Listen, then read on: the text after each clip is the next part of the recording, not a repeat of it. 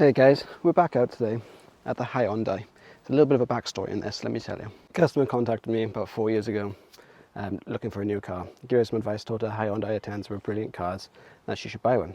I haven't heard from her since because she hasn't had any issues up until now. If you've seen the previous video, you had seen that I had a rusted spring seat, so we're here to replace that today. But she also noticed a couple of niggling faults that we're going to be looking at today. One of them being these wipers are actually cable tied on, so we're going to be replacing them. The gas struts in the boot don't work, so we're replacing them too.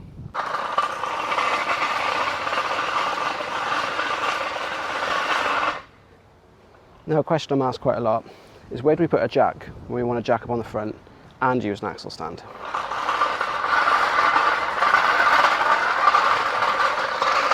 The trick that I use, put my jack under the rear.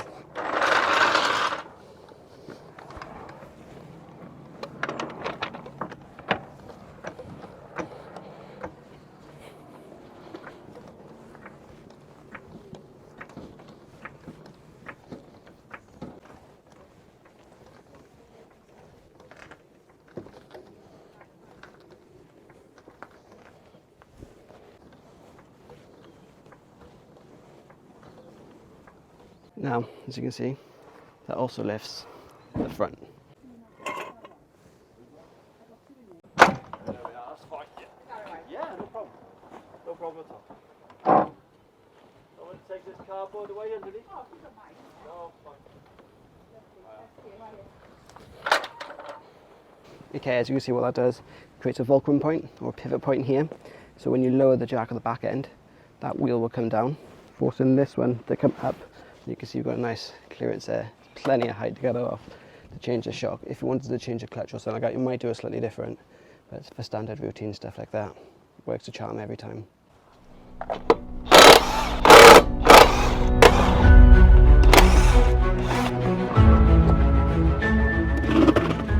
Pull that wheel off, you can see clearly in there how that seat is all rusted through quite far up here, so it's not offering any stability to this spring. The spring is just pushing it down.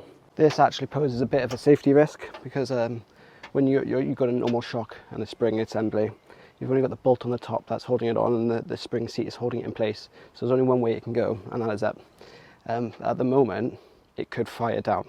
And when I'm taking that bolt off, that energy that's to be dispersed could fire that spring anywhere.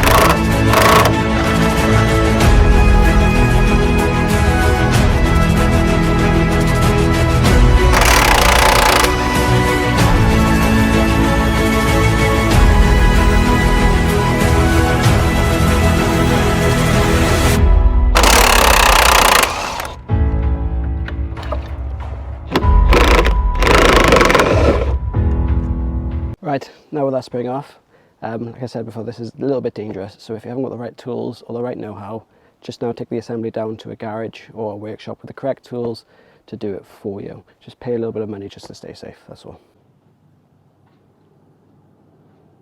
And there you are, that's the new one fitted, and you can really see how rusted this old one really was, and how lucky this customer is that she hasn't had even more issues with it. Okay, so we do the best job we can. So we've cleaned up the spring, we've painted the top cover here with an anti-rust paint to keep that in good nick.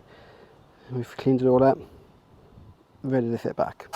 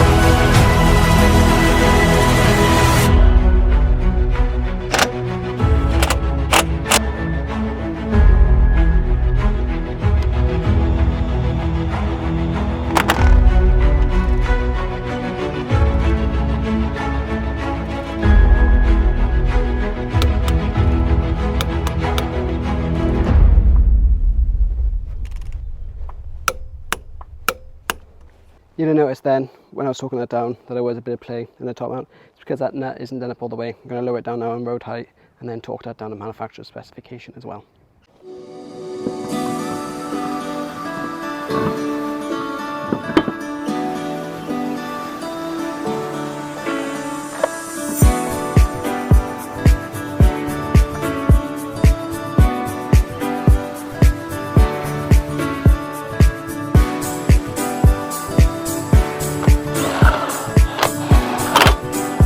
Using this as a nut driver, it's torquing it down setting 2, so it's torquing it down to roughly hand tight.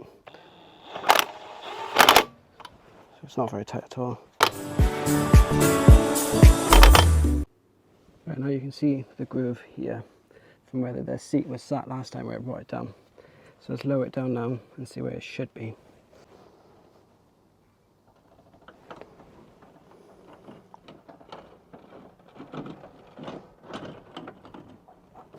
As you can see, it's nowhere near it now. Sat up there perfectly.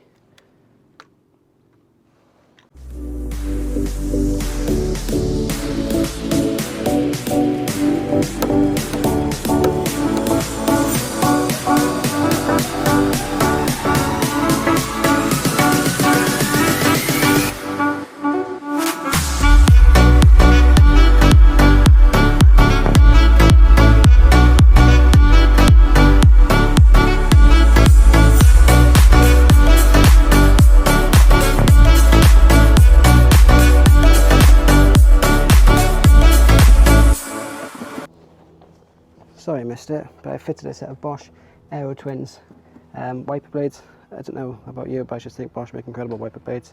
So this now is all done. But like I said, we're gonna go now and do the shocks in the boot. Let's grab a look. These are quite simple now. All you're gonna do is get some sort of flathead screwdriver or pick in there, pop that out, pop that off.